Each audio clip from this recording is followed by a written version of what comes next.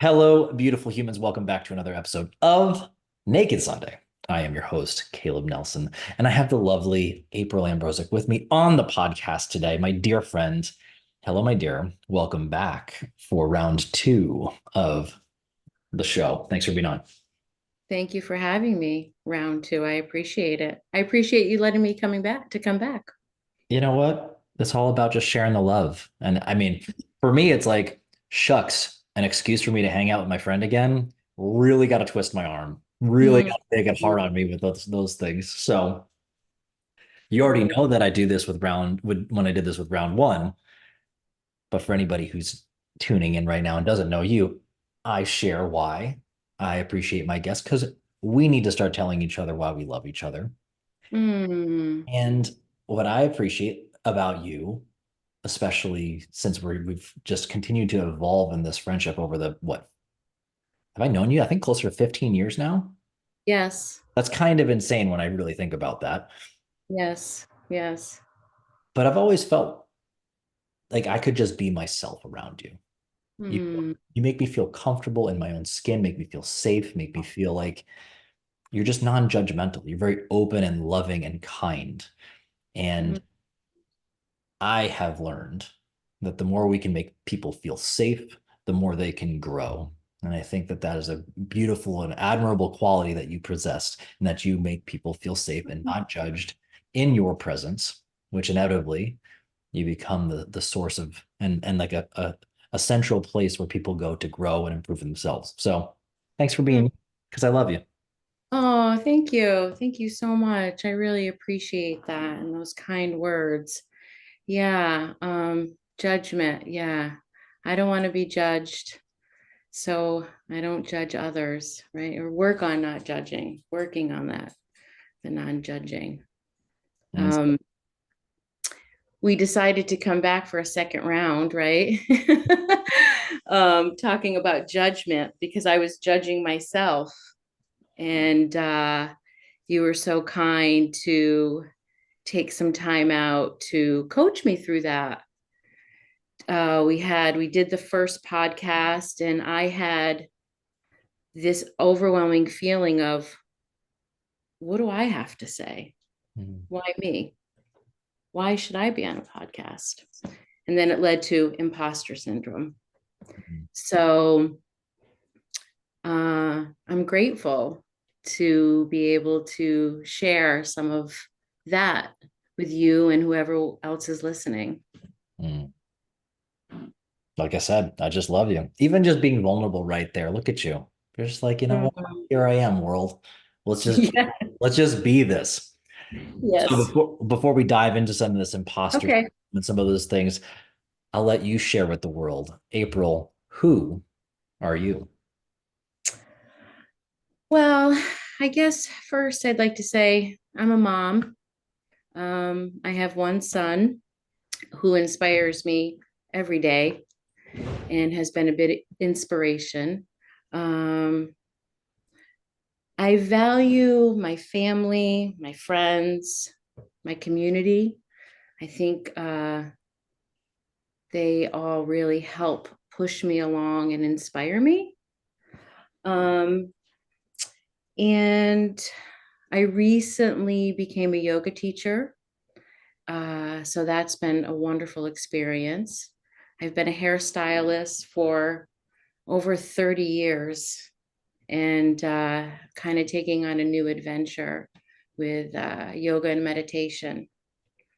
So those are just some of the things of who I am. Hmm.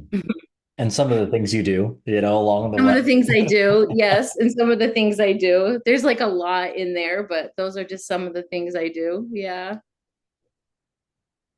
Obviously, I think you're so much more than just the titles and the roles, and I think that's really powerful.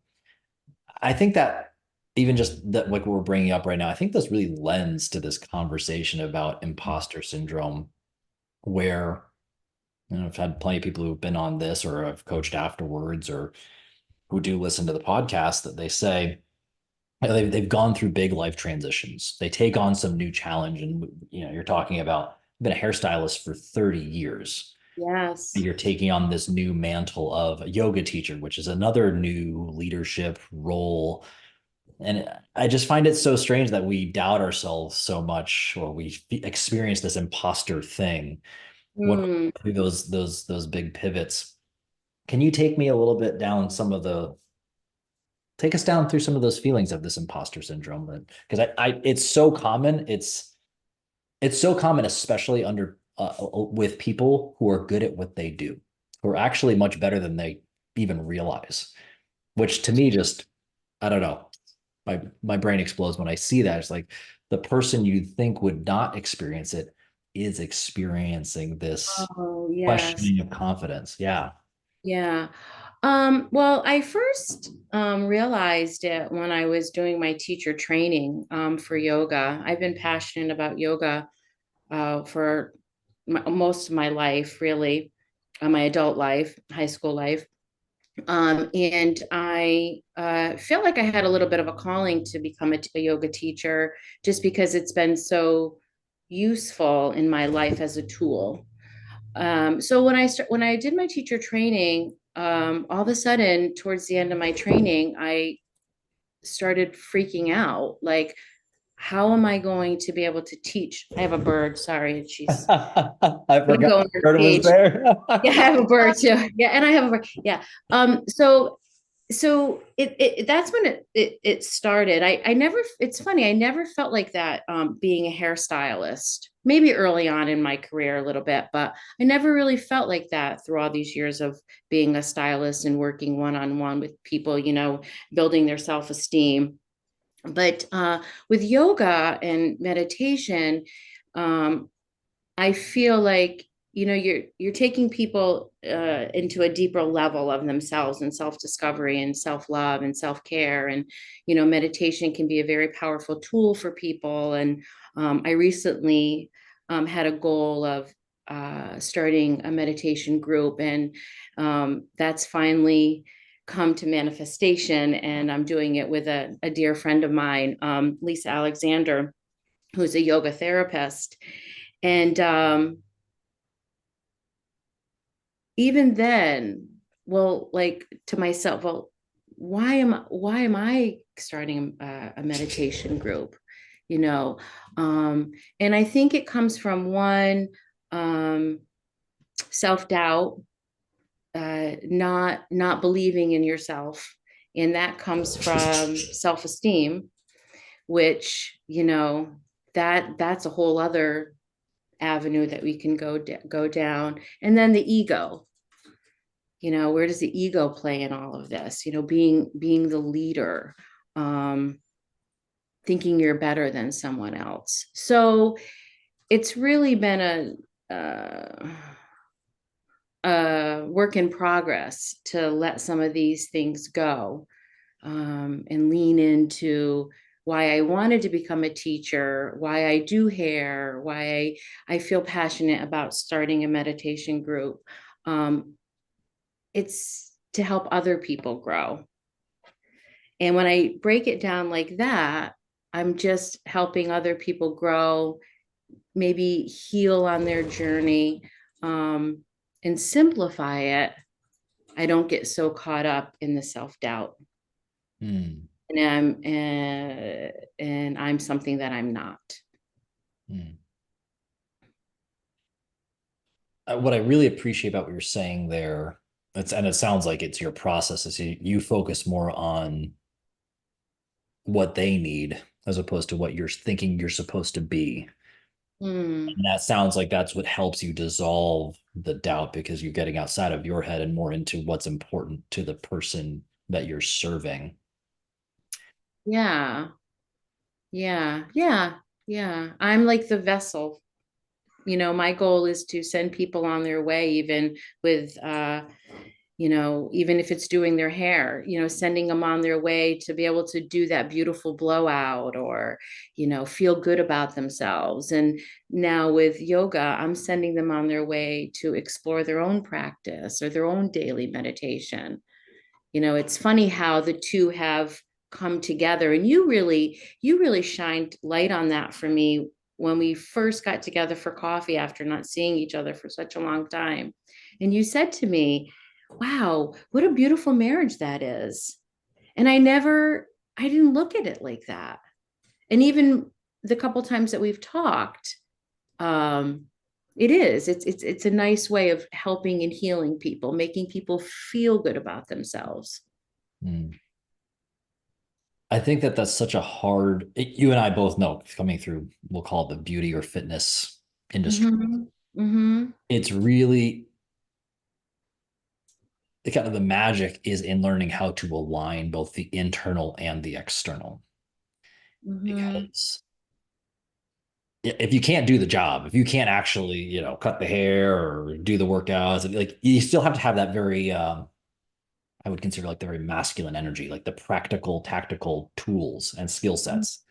But that internal, I'll call it feminine flow, energy, feelings kind of stuff, where that other softer side of you, like that different grounding within yourself, if you can't Mm. marry those two, it feels it feels incomplete.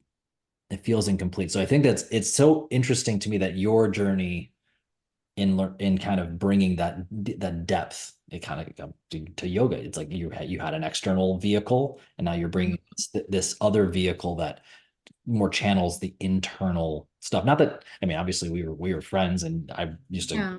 my hair as well. And like, what would we do? We'd have like real conversations about. Yeah, you have, yes, yes, and that is something, being in the beauty industry for as long that I have been in it, and the relationships that I have with people, and how I know their stories and their journeys and their heartaches, and they share things with me they don't share with anybody, not even their spouses, like, and they leave, and they leave it with me, you know and so that's been a real privilege.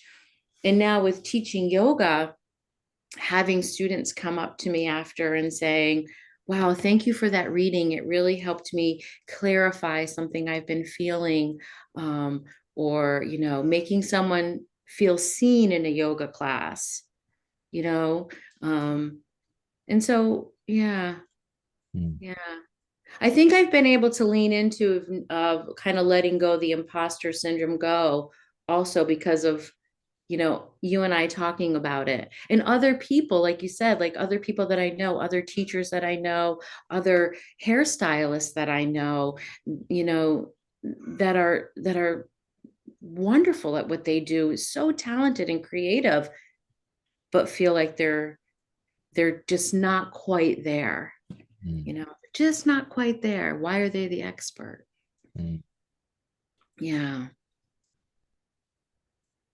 As you're saying that, I heard from somebody, I can't remember a year, probably 5 years ago. This helped for me. And I like the way he reframed it. He's like, I don't consider myself an expert. And I can't remember what it was. Maybe it was like marketing or something like that. I can't remember exactly what field he was in. I think that might have been it. He's like, I don't consider myself an expert. I consider Mhm. myself a maven. And Oh, and I guess what that meant was more like a, like, wait, at least in his context, was like it's a perpetual learner. And yes, I think that that really helps, because now it's kind of like your job is to become a constant student, which, yeah, what is yoga? Everybody talks like it's my yoga practice. Well, you're always yes, practicing. yes. Practicing forever. It's always a practice, because it's some yogis practice the same posture for 20 years, the same one. Um, it doesn't have to end. And I think that's what, and even with learning about ourselves, just constantly practicing and growing, green and growing, green and growing. Um, and yeah, I think that's a beautiful way to look at it. Well, the other side of it, maybe we had this conversation. Maybe I shared this when we had the conversation about over 2, 3 weeks ago. This helped me a lot with thinking about imposter syndrome. And maybe I did share this with you. Correct me if I did. It's worth sharing because I don't know if I've shared it on the podcast, but I had Yeah. a massage therapist I went to a few years back, and I told her I was experiencing this imposter syndrome. And her reaction kind of startled me. She's like, Oh, that's a good thing. Because if you didn't, you'd be a tyrant. Yeah. And that really changed things for me. And as I say this out loud, like what comes to mind is if you don't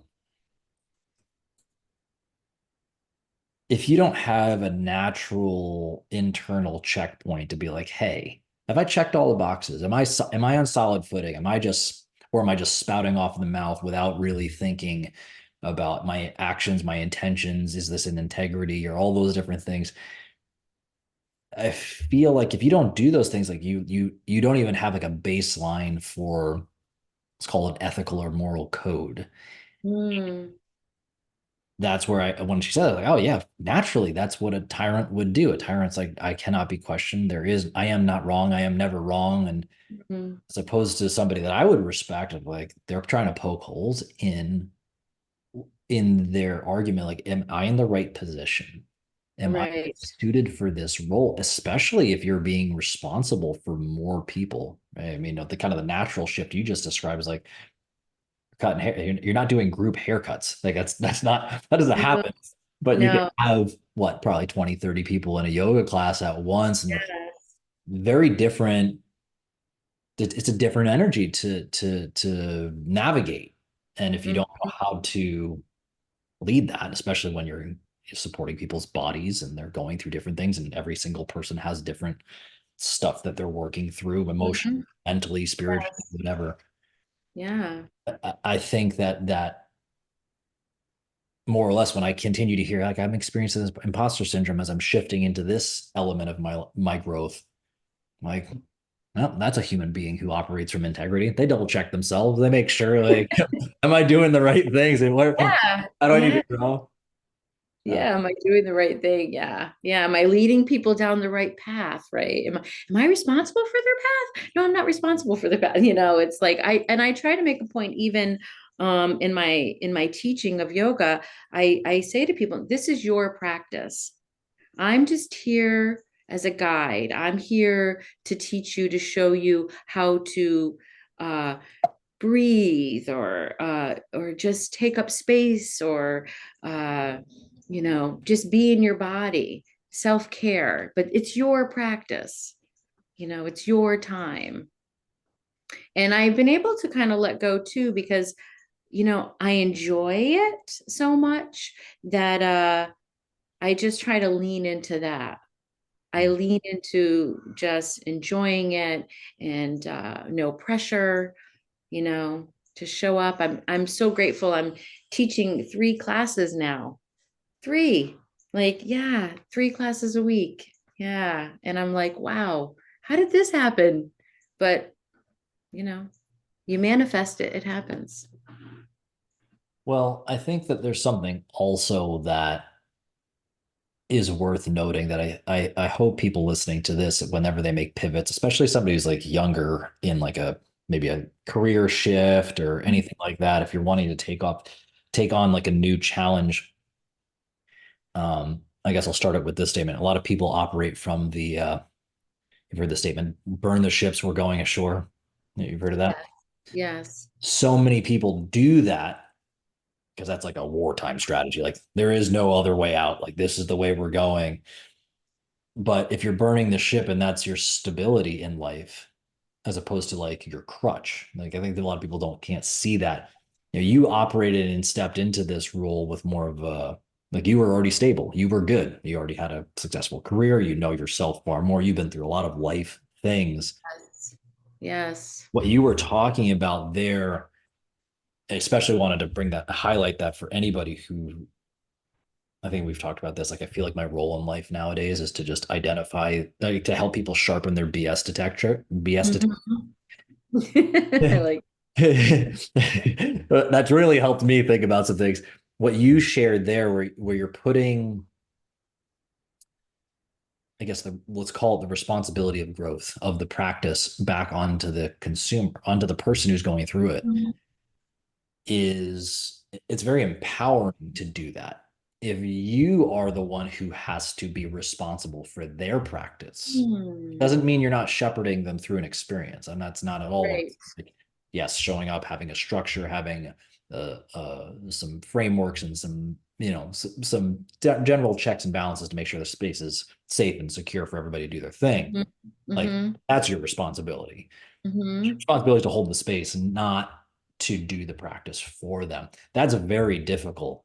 And if you do not operate and you don't arrive in that leadership role, whether it's in a yoga room or it's you're coaching a fitness class or like whatever, or you're leading a business with staff and clients and whatever, that's that tyrant control culty type of thing.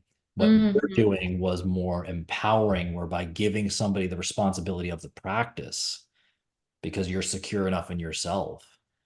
Mm. That actually empowers the consumer, the person who showed up to class, to actually grow.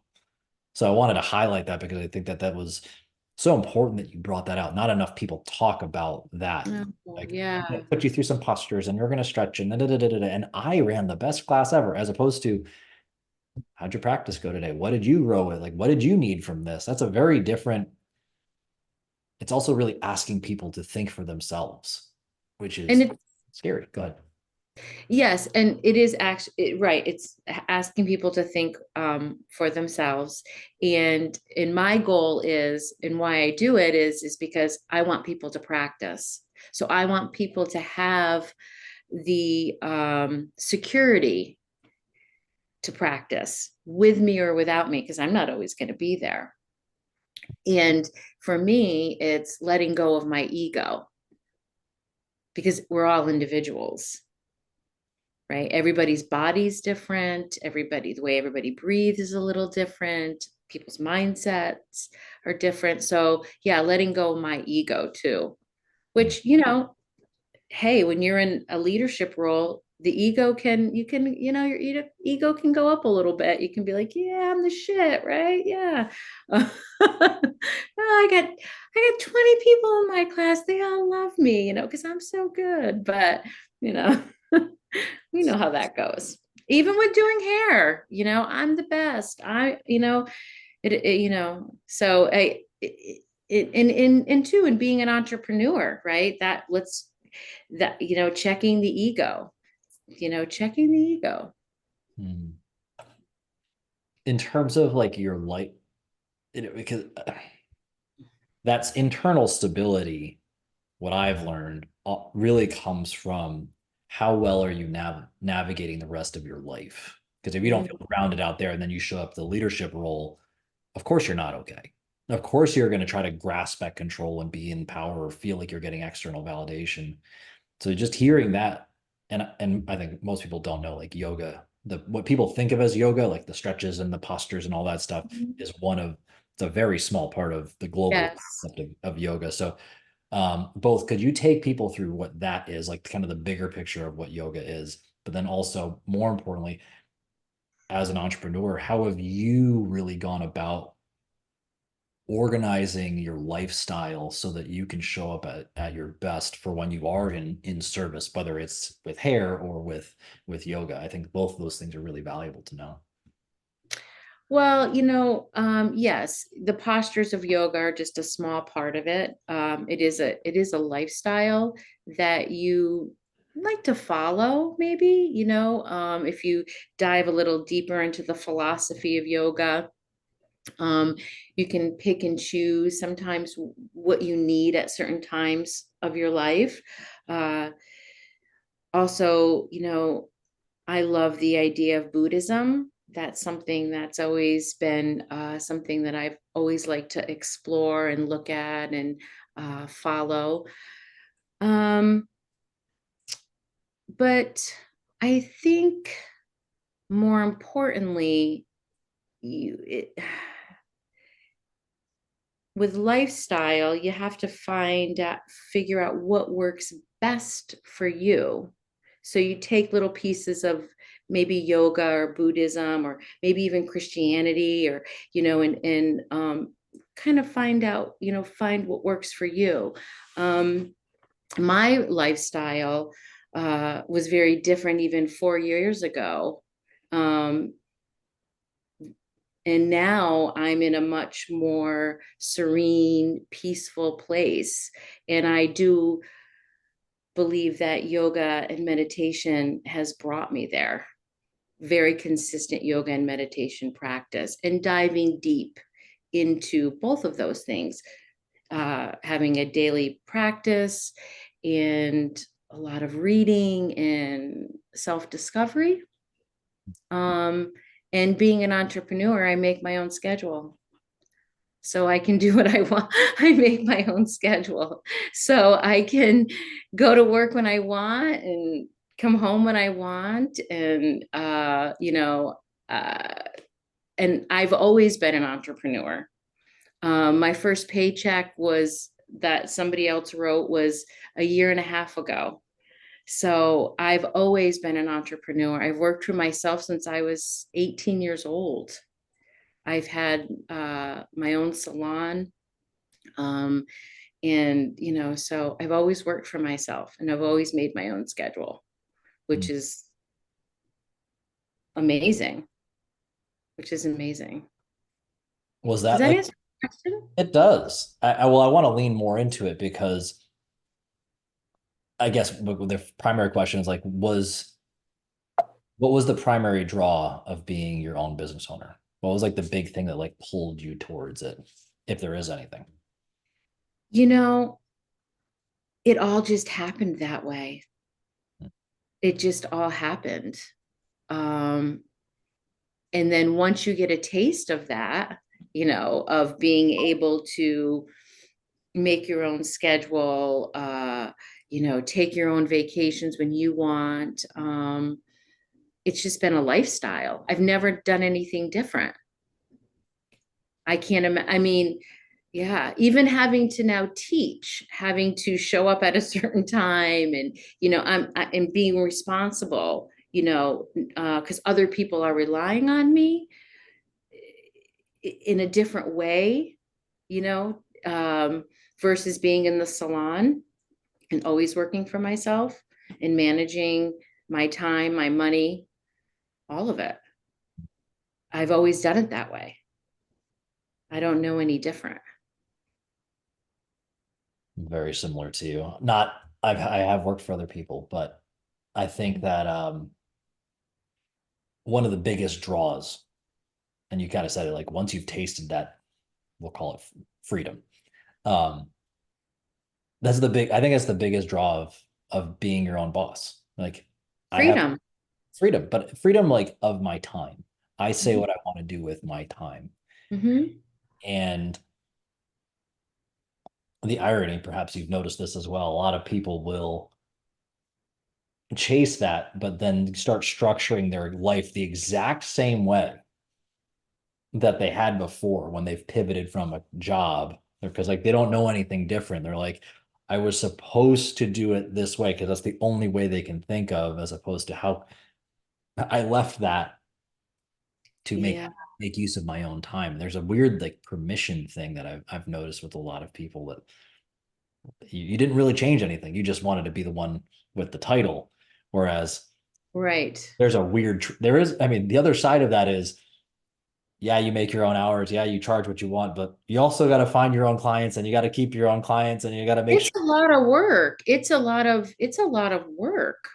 When it's just you. And you have to market it you have to, marketing, there's, you know, uh writing your own paycheck, making sure you get a paycheck. What about that? Because no one's signing it, it's like, so yeah, it's the hustle. I call it like the hustle.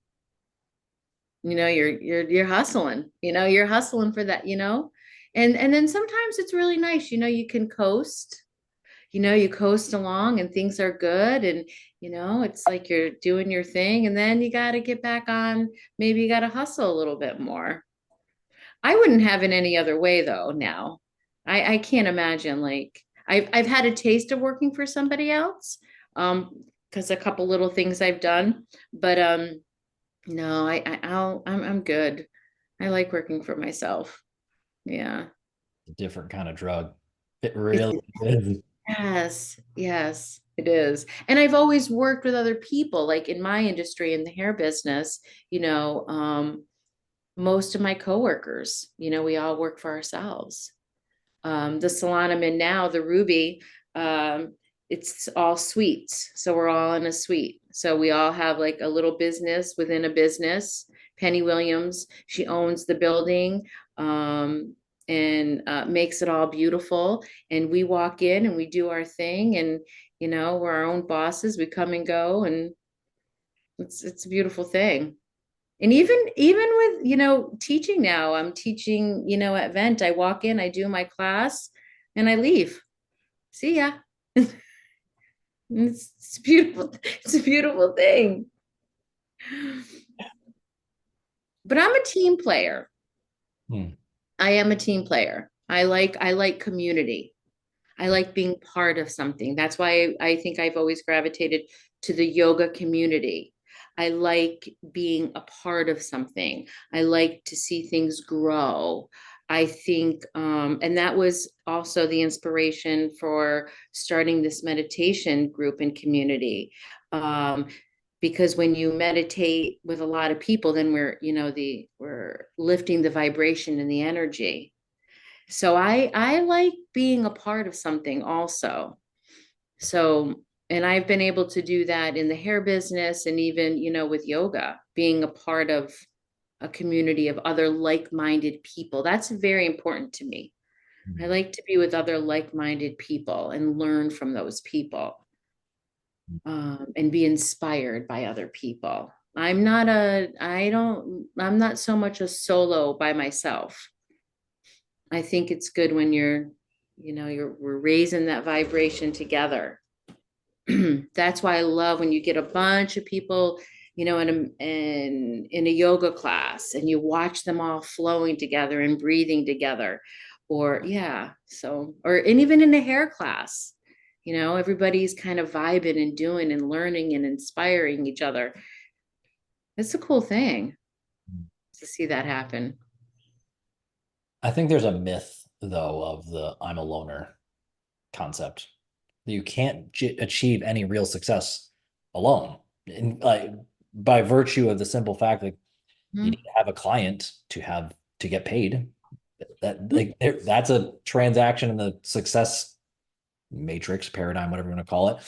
Um, and you only grow through the interaction with others. So obviously, put yourself in a group of like-minded people who are willing to challenge you.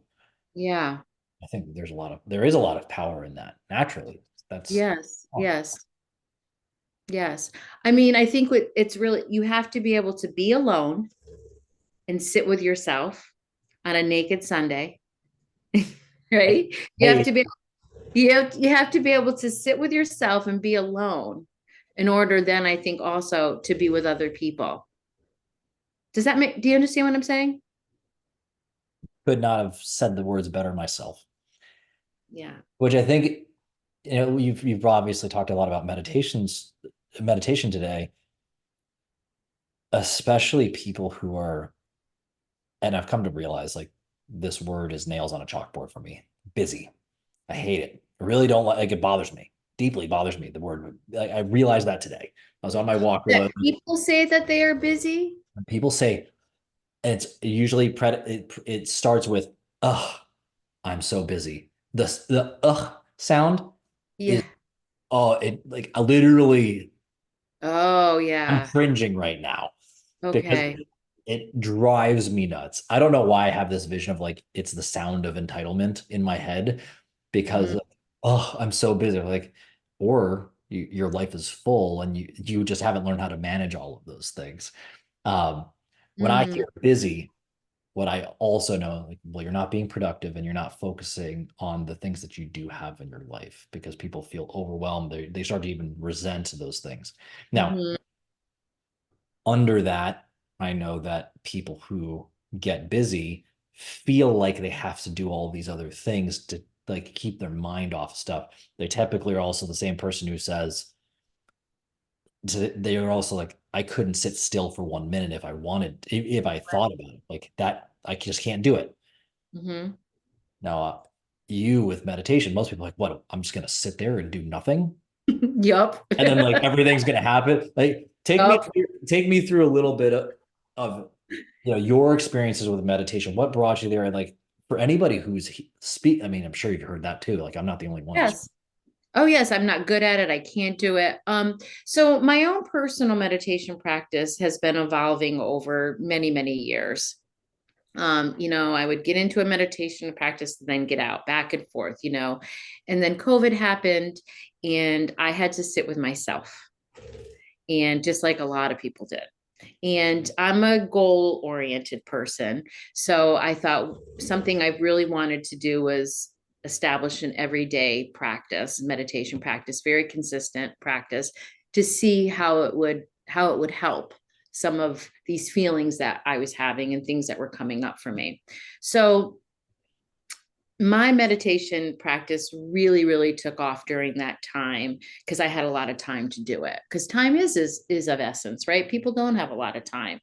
Um, but what I have found is with a daily meditation practice being 5, 10, 20, 40 minutes over a period of time, it's a practice doing repetitiveness, right? Doing over and over and over again.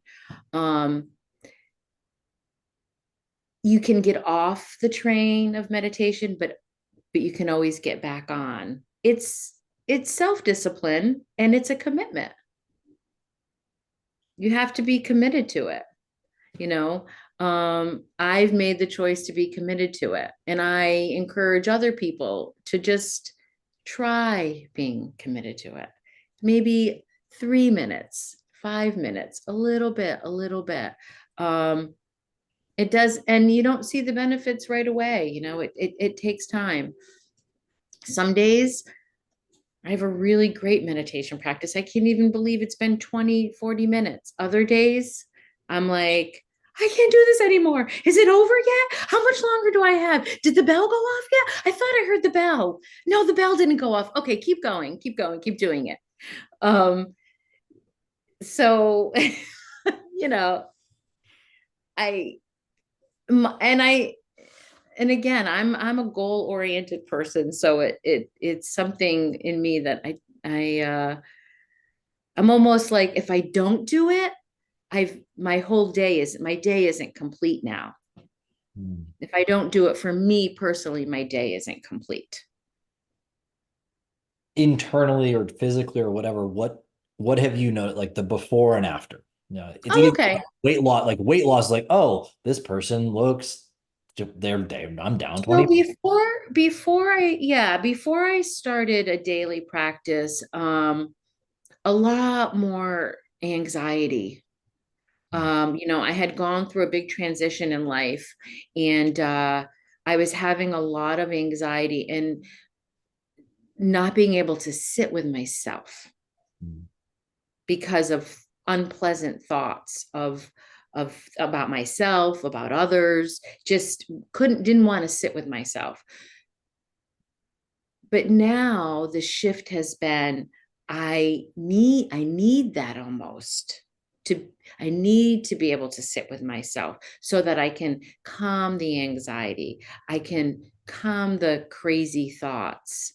And I pick different meditations to do. Right now I'm doing a love and kindness meditation so that I can be love and kind to other people that maybe I don't want to be kind to right now, or that I'm not feeling I have a lot of love for them.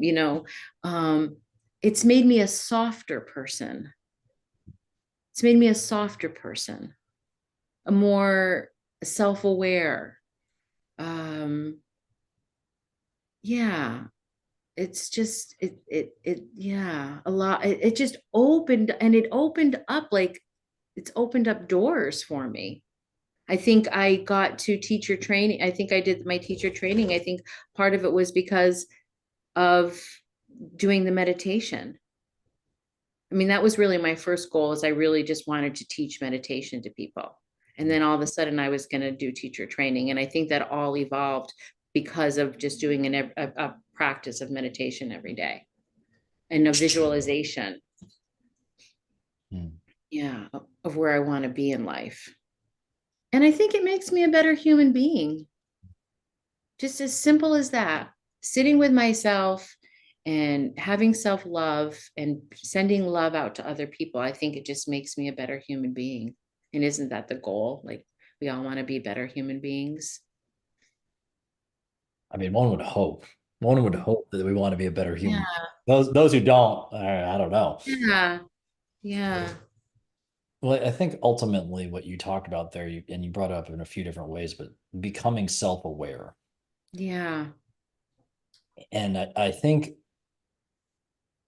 what I heard and what I think is kind of a universal truth is a lot of people are not aware that how they're currently behaving in their life is actually not from operating from a place of self-love. They're actually Self-awareness or self-awareness, right? well, to be able to shift I don't think they're aware that they're operating from a place of self-loathing because Mm-mm. they're not even aware. So, Right. and probably the reason why they're afraid to sit still is that they're going to be confronted with that reality that their subconscious somehow knows and they're avoiding. But to then become aware, you confront it. And I'm sure you saw some things that you said, like, there's some things I saw about myself that I didn't like and what I needed to change. Yes. And like, there was some work, but life was work anyway. If Yeah. you're busy, you might be busy, might as well be busy on doing the things that are productive and meaningful than just like spinning your wheels doing ambiguous nonsense. So that what I keep hearing in that is the process of becoming self-aware allows you to recalibrate your behaviors to operate from self-love as Mhm. well, now you show up softer, kinder. I mean, usually when you're softer, kinder, more curious in life, let's call it business, you ask better questions. When you ask better questions, people Mhm. want to be around you more. When people want to be around you more, inevitably money flows in your direction. So, using kind of my practical brain around that was like the practical success, though it might not be like tomorrow you're raking in the millions, or maybe that's, and perhaps that's never even the goal, more just like I can be with myself and be happy like alone on a Sunday. It seems like also a very reasonable goal. That how many people walk around with just crippling anxiety all the time, and they're just, and sometimes it is you just got to sit still with yourself, as hard as that might be. Mhm. Building the practice, as you said, and what I like what you said before, like maybe you're starting with 3 minutes or 1 minute, and then you grow to 10, 15, 20, 40 minutes over time, almost like you're strengthening a muscle. And what's so great now is that it's so I mean, it's just so available now. There's so many different apps and uh I mean, there's just so much information out there about meditation. So it's right at our fingertips. I mean, I'm working with it's called breathingdeeply.com, and it's a yoga community. They do teacher training, and their website is just, they offer tons of free meditations just because they want everybody to meditate. Mm. His vision of breathingdeeply.com is to collectively getting everybody to meditate. So he's putting out all these meditations out there for free now. So you can't even say, well, I can't afford it. I can't, it doesn't cost anything to meditate, right? I mean, we could We could do a also, meditation right here together and it wouldn't cost us anything. All we had to do is close our eyes and, find a comfortable place for our hands and maybe put our hand on our heart and say a couple ohms or prayers and, sit in silence for a few minutes and we're meditating together mm, because we're never going to get rid of the thoughts. The thoughts are always going to come. It's what you do with them. You're going to witness them, you're going to see them. And with over time, with practicing, you're able to release them, let them go. They may come back around, but you're not going to sit in them. Some days you will. well, that's also okay. That's okay. It's I all think okay. I think there's like a, and don't get me wrong, I definitely used to think there was, but like there's not really a wrong way to meditate. I think what's hard to tell people is the intention. In many ways, yes, as you just said, Yeah. like this in its own version is a meditation in that, well, when you're in like when you're in a great conversation with a friend, much like right now, Yes, I was just gonna say like right now. like right now, but like time just is, I mean, we've been doing this, what, I don't know, 50 minutes already. And like, where the hell did time go? Like, Right. because when you're truly listening to try to understand what's going on, to become aware of what is happening, it's like a mutual meditation. And I think perhaps why people are so attracted to using fitness as the vehicle or yoga as the vehicle. Mhm. I think of it as like a moving meditation, because what do? You set an intention and you go Yes. through it. And sometimes when we move the physical stress around and we exhaust ourselves a little bit, you have to surrender to the thoughts that were already there too. You have to breathe through that, the tension that's in your body and the doubts and the fears and the blah blah blah blah blah blah.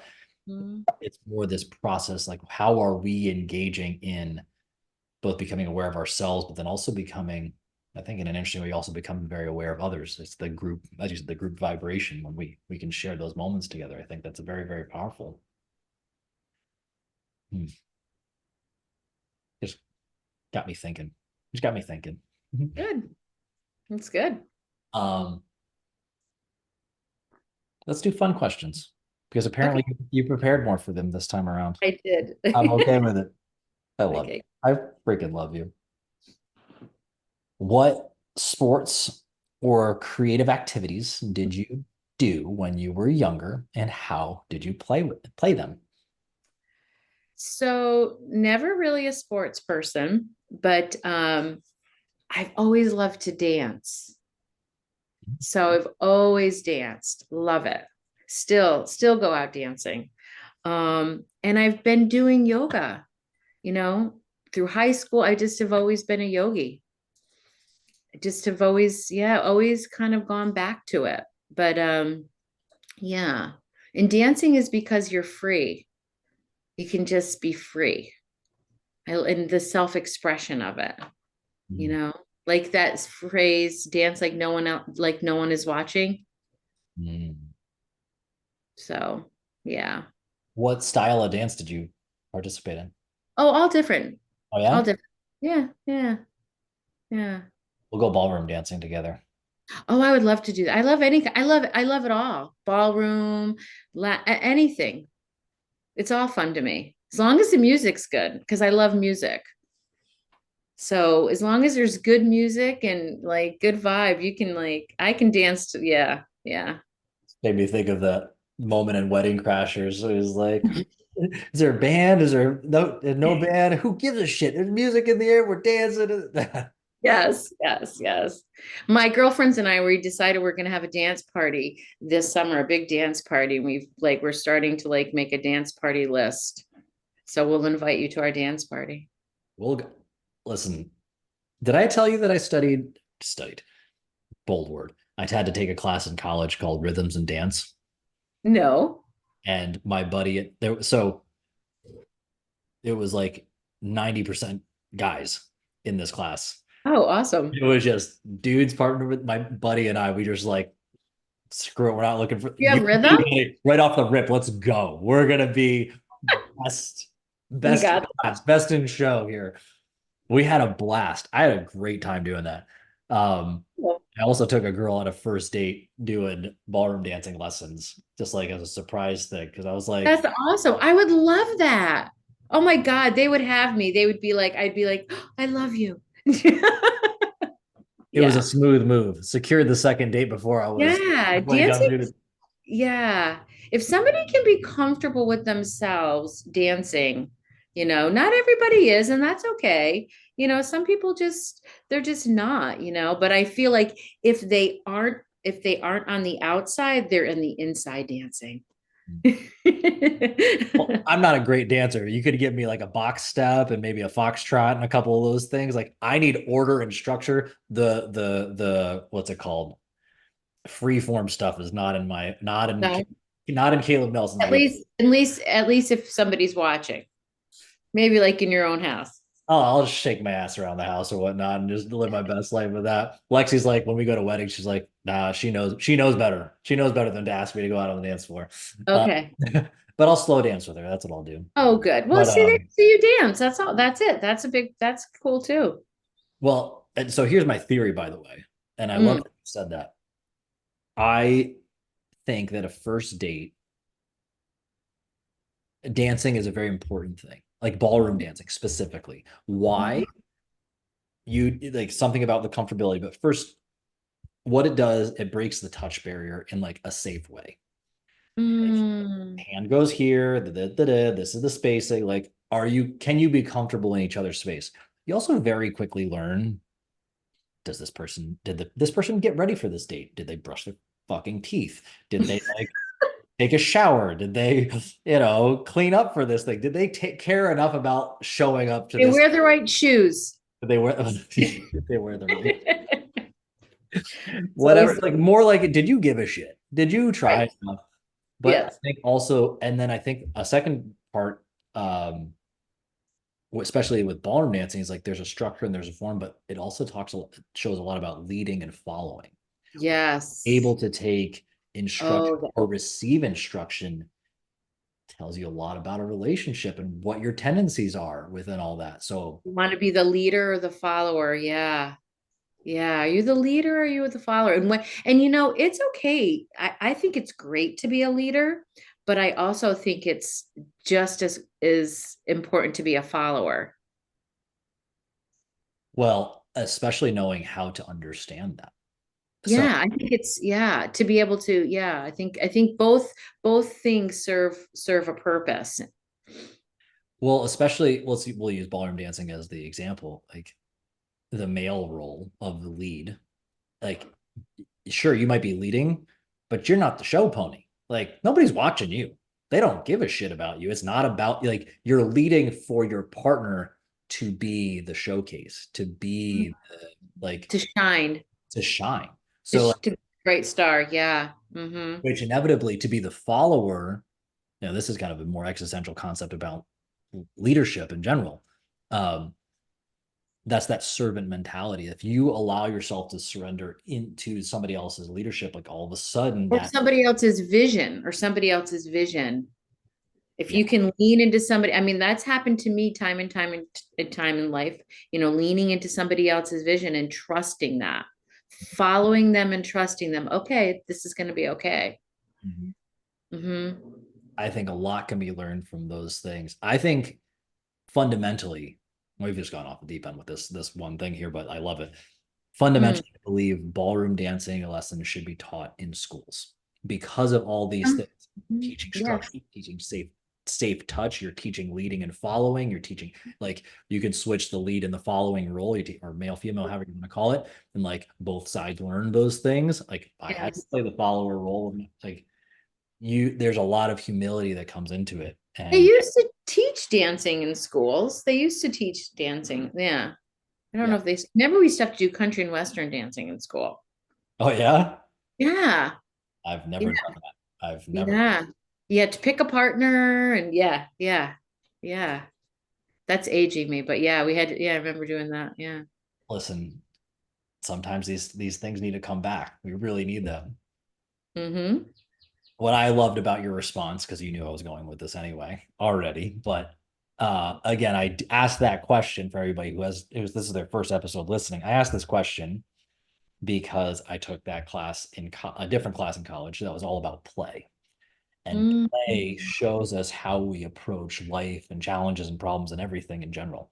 But I thought that was interesting. You've always been doing the yoga thing, so there's always been this spiritual element, but then also Yes. just like as you talked about your entrepreneurial spirit with dance and like you're like, I did all the things. What is entrepreneurism? Like, I can do a bunch of different things. I call my own shots. I have to go with the flow. You have to wear a lot of hats. You have to learn how to do a lot of different skills. Yes. Go figure. But then, of course, the yoga side of you is as the bird comes in and says hi, like smiling at this. Lala. I think it's cute. Uh, both the external kind of expression, but then also more that spiritual internal side. So really hard showing both sides of you. I think it's beautiful. So Thank you. Thank go you. figure. Right on par with your very authentic. in Mm. alignment. Question number two. Stranded Mhm. on a desert island. You get one movie and one TV show to watch on repeat for the rest of life. That's all you get to watch. What are those things? What is the movie and what is your show? Yeah, the movie would be Forrest Gump. I just yeah, Forrest Gump. It's long, which is good. It's a long movie. But it just shows there's just so much to that movie. There's just so much to it. Um, that people can overcome anything. People really can overcome anything and have a good life and find happiness and love and acceptance. Um, so I think that's an awesome movie. And Seinfeld or Saturday Night Live. Either Seinfeld, yeah, I take Seinfeld, but some Saturday Night Live too, because you gotta laugh. You gotta Well, laugh. let's be real. Which era of Saturday Night Live? Well, there's a couple different ones, but Hmm. I probably would still go back to Seinfeld because that's consistent. That's a good consistent show. Yeah. I I still watch it. I still watch it. When I'm down or I'm feeling a little overwhelmed or I'm too in my head. Yeah. It's a good one to watch. What I think is interesting about that answer, let's go with Seinfeld first, is, and I'm kind of getting into this meditation concept here with it, but like, Seinfeld was renowned for it just being like, we're just talking about everyday life. Yeah, And which is awesome. which is awesome because you've talked a lot about gratitude and being softer and being more appreciative about just life in general. Like the everyday life has plenty of unique gems if you choose to look at it that Mm, way.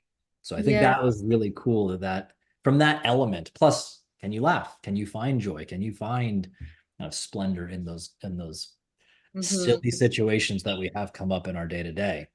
Yes. Like, can we laugh about the bird? Can we laugh about stumbling over our own feet at a dancing thing or whatever? Like, you got to be Yeah. able to do these things. You So, have to be able to laugh with yourself, at yourself, with other people. It's important. It's important. Yeah. mm. Laughter is important. And the other part, I mean, obviously, I know a little bit more about your story, but what's been, I mean, not too far into, but just like some of your trials and evolutions and your strength in, and more importantly, like your attitude about how you've shared your things and your triumphs, like from your divorce, from those other challenges you've gone through, Mhm. and what you're saying about Forrest Gump is that the classic life is like a box of chocolates. It is. You get, It but is. Oh, a chocolate is chocolate, still it's so good. good too. It's so good. Let's Yeah. fucking go. I'm into the chocolate. Let's go. Yeah, me too. Yeah. Um, I again very on brand with April, all that is April, both those responses right there. And I think, I Hmm. think entertainment shows us a lot about what is the message that we connect to, even though it's kind of hidden in some fantasy storyline that Yes. Yes.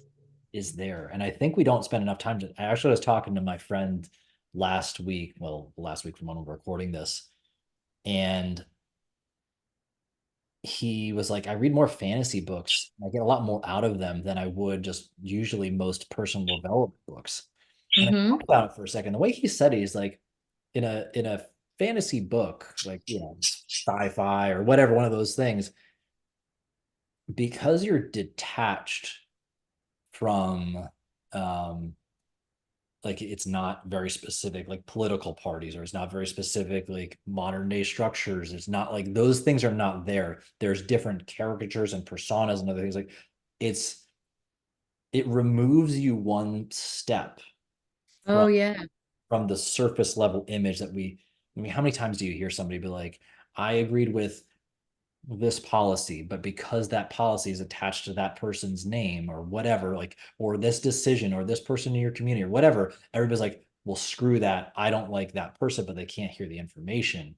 And Mm. we see that happen regardless of political sides or religious stuff or whatever. Like Yes. the message gets lost because people are so caught up in whatever thing. Like Batman was a great example of like it's a symbol of the idea. If they knew the name, it would kind of defeat the purpose. So Mhm. anyway, his point was he gets so much out of a well-written fantasy novel or fiction novel because of that, because it allows him to detach some of like the very perhaps personal emotion or personal judgment or personal boxes he has wrapped around a concept and focus more on just being in touch with it and question things a little bit differently. So anyway, there's my thoughts on some entertainment. Mhm. Pontificating about the meaning of life. This is classic Caleb Just moment. little things. Just little things. Question number 3. You already know it's coming. Mhm. What is your deathbed meal? And who are you sharing it with and why? Wood fire pizza. Oh, oh. I don't know. Yeah, wood fire pizza. Like, It's even better. yeah, wood fire pizza. Chocolate cake with vanilla frosting. Extra frosting? It could be, sure. Uh, a shot of good bourbon, and I'd have to say a beer because beer and pizza go well together. So is the bourbon going with the cake and the beer going with the pizza? Yeah, probably. Yeah. I mean, if you're on your deathbed, you got to have a little something, something. You got to have a little something, you know. What kind of bourbon you going with? Oh God, there's so many different ones. A good one. A good one? A That's good one. A good one. who And who would I share it with? and why? Uh, hmm. I would love, I mean, if my son could be there, that would be lovely. But I would want it also someone that would make me laugh. Yeah, someone that would make me laugh and just be present. Just that person just be present. And if it and you know, you would want to see your child probably at the end. Um, so that would be lovely. But yeah, he likes wood fire pizza. So at least he's a fan of the meal as well. Yeah, he'll share the meal with me. Yeah, yeah. But God, it's so funny when you ask that question because you think of like, oh, do I want this person or that person? Or maybe I want more than one person. Hopefully there'll be more than one person there. I mean, hopefully, when I pass, whenever that is, I'll have a collective. Maybe there'll be a collective there. And that would be, all oming and eating and laughing and drinking and having a good time. Yeah, that'd be good. I'll start first with this reflectionist around it. I think a lot about I think about death pretty much I every have day. a bird in my head now. It's hysterical. Like we talk about laughter for today. This is Yeah, and look at she wouldn't go in her cage, so I would have put her in her cage, but she kept flying away. Come on, Lala, go. she wants Okay. to be part of the crowd. I get She it. does. I get She it. laid an egg. Stop. Yeah. There's no female. See how much power we have? She laid an egg. I came home from work and there was this little tiny egg, and I was like, "Oh my God, you laid an egg!" Yeah, she did. I swear, it's so weird. Wow. Got a lot of power there. You got a lot of power. A lot of Mhm. power. Golden egg. What's there some movie or whatever? What was I saying? Death. Oh, we were coming back around. Yeah, I was saying, yeah. Well, I think about death every day. And it might Ew. sound, I think that sound morbid to a lot of people. Hmm. Um, what I find is that it's a very grounding experience. And it makes me appreciate the things I have. But specifically when I start asking like who's sharing your final meal, and this, I like who's holding your hand on your deathbed is a big question I ask. When you think about who do you want around you at the end of your life, we can't like choose. Like we don't know what's going to happen. But if we could, who Hmm. do you want it to be? And I think the important part of that question for me is that once I start naming that, I go, huh, I probably should just focus my attention and my time with those people right now because apparently that's what I care most about. And it helps me recalibrate my day, my time, my energy, my schedule to focus more on those people because and inevitably there's deeper reasons as to why I choose them, because they tend to be what brings the best out of me. Mhm. I feel far more at peace. I feel far more aligned. I feel like it's even easier to just be myself more often, which usually good things flow from that. And I think that that's why one of the many reasons why I asked this is Mhm. I think for one, I believe uh, world peace is going to be solved one family dinner at a time. So of course you want to share this with your son Yes. and whatever family you've Yeah. created at that juncture in life. But secondarily, they're also the mirror of you. Like they're a reflection of who you are and what you've grown to Mhm. be. Yes. And that's especially at the end of life, like it's the furthest you've grown in this physical body, or at least this Mm. iteration of your existence. You know, whatever we talk about, past lives or multiple lives, reincarnation, whatever we want to call it. But like at least in this iteration, Yes. that's the furthest we've grown, and they're showing you that kind of power and beauty. And I think it makes you, I mean, ultimately it just makes you appreciate the people that share the journey with you. So Yes. And what's amazing also is that, we can pick the people that share our journey with us. We can pick those people that share our journey with us. And sometimes, unfortunately, that changes over time. It changes who's gonna be on this journey with you, but and who leaves and who comes back, right? Who leaves and comes back on your journey. So we had a little hiatus where we didn't see each other for, good. all of a sudden walking by each other in a yoga studio, like, hey, Yes. you, Yes. And it was like, I just saw you yesterday, right back to it. It was great. right? It was like, yeah. And then here we are now, and just we've like evolved and grown and experienced, both of us, so many different things in life. Um, and now we can share this time together and, you know, uh, help other people. Pretty And that's powerful. what it's about. Yeah, that's what it's about, right? Helping Sometimes other people be better humans. sometimes it just takes that time apart for people to grow in the way they need to, and then you come back and all of a sudden, boom, even more greatness can happen, which is, I mean, that's profound in of itself. So Yes, yes. I'm so thankful. Thank you. Thank you for feeling giving me this opportunity, because it's been very powerful for me in my own personal growth. And I really appreciate that. Uh, so thank you. Thank you. it just bring one, I just wanted to hang out with you because Thank duh. you. Two, it brings me great joy to just watch people just be awesome and just be themselves. It makes me more at peace with myself. So Mhm. thanks for doing that. That's lovely. With that, if somebody's listening right now, whether they're like, I want her to do my hair, I want to get in touch with her meditation stuff, I want to do some yoga class with you, what's the best way for somebody to connect with you?